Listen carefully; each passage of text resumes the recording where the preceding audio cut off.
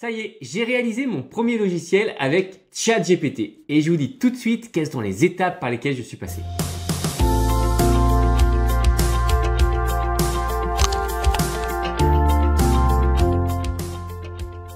Bienvenue, vous êtes fondateur, vous n'avez pas de compétences techniques, pas de panique, avec le Startup Snack, on vous donne toutes les clés pour piloter votre startup sereinement. Et c'est disponible sur YouTube et sur podcast. Je m'appelle Amaury, je suis le fondateur de MyCTOFriend et depuis 2013, j'ai accompagné des centaines de startups en tant que CTO.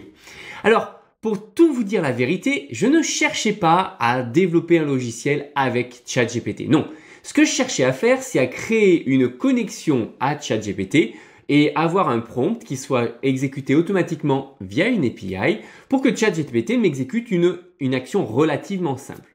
Et au lieu de m'exécuter l'action, ChatGPT m'a dit en fait, je peux le faire, mais globalement, ça va prendre du temps et beaucoup de ressources et il ne faudra pas que le fichier à traiter soit trop long.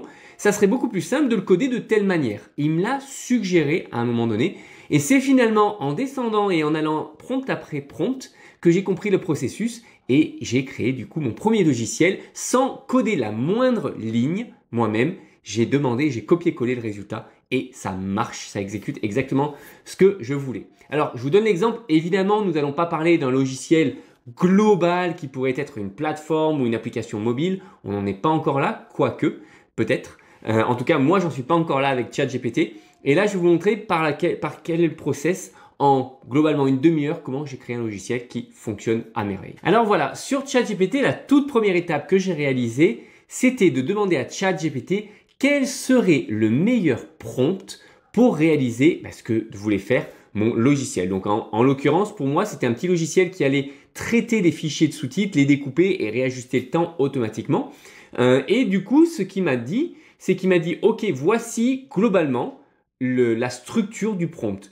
Nous avons donc given a subtitle file, donc en ayant un fichier de sous-titres en entrée, créer un algorithme qui va découper le sous-titre et il m'a globalement ensuite mis des bullet points. Ce qui est super intéressant, c'est de voir comment il a pris ma demande qui était très textuelle et qu'il l'a structurée en quelque chose qui est quasiment un cahier des charges. C'est nous avons telle donnée en entrée, nous voulons réaliser telle donnée en sortie et voici les conditions qui doivent être conservé. Et après, il m'a mis ligne numéro 1, ligne numéro 2, ligne numéro 3. Le temps doit être préservé, les lignes doivent être découpées sur des points ou des virgules, etc., etc. Et c'est de cette manière-là ensuite que j'ai simplement copié-collé le prompt qu'il m'a suggéré. Et une fois que j'ai copié-collé ce prompt qu'il m'a suggéré, il m'a collé un pseudo-code. Autrement dit, il m'a dit voici la structure que doit avoir le logiciel. Il m'a donné un pseudo-code avec quelques méthodes de fonctions et globalement quelques commentaires sur ce que doit faire chaque fonction. Et un petit peu plus loin, j'ai simplement demandé, très bien, peux-tu tout simplement me donner le code qui correspond à ce logiciel? Et boum, il a avancé. Il m'a produit directement le logiciel et j'ai pu simplement le copier-coller et l'exécuter. C'est aussi simple que ça. Donc si on fait une petite conclusion, en réalité, il faut simplement demander à ChatGPT de nous donner quel est le meilleur prompt possible pour créer ce que l'on veut créer.